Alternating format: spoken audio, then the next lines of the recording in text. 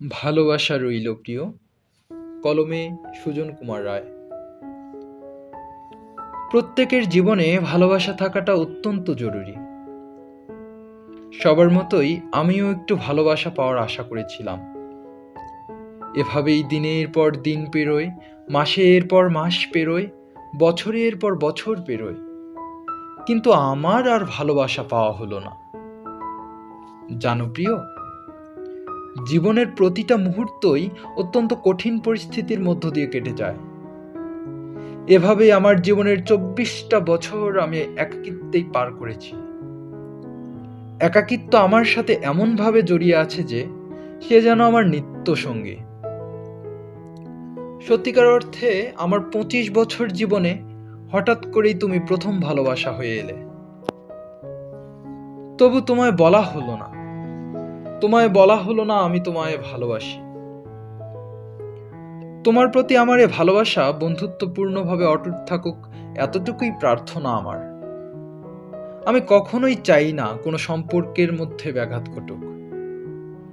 সবার মতোই আমারও একটু ভালোবাসা পাওয়ার ইচ্ছা ছিল, তবে কারোর প্রতি আমার ভালোবাসা জন্মাক এটা আমি কখনোই চাইনি।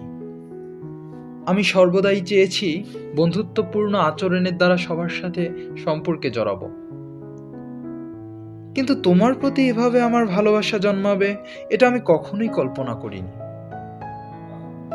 জানো প্রিয়, তোমার শ্রুতিমধুর কণ্ঠস্বর, সাবলীল বাচনভঙ্গি, মুক্ত অসিত কেশ, কাজল কালো চোখ, বন্ধুত্বপূর্ণ আচরণ এসবই আমায় মুগ্ধ করেছে। নিজের অনিচ্ছা সত্ত্বেও তোমাকে ভালোবাসতে এক প্রকার বাধ্য হই আমি।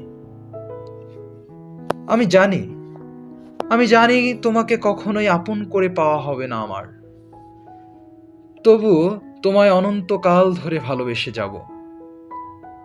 তোমার প্রতি আমার এ ভালোবাসা গোপনীয়তায় রয়ে যাবে, কখনো বলা হবে না আমি তোমায় ভালোবাসি। তোমার প্রতি ভালোবাসা রইল প্রিয়, শুভকামনা থাকবে নিরন্তর।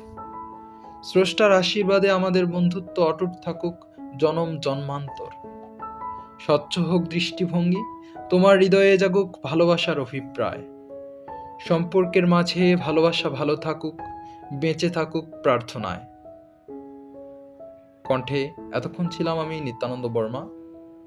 ধন্যবাদ সবাইকে।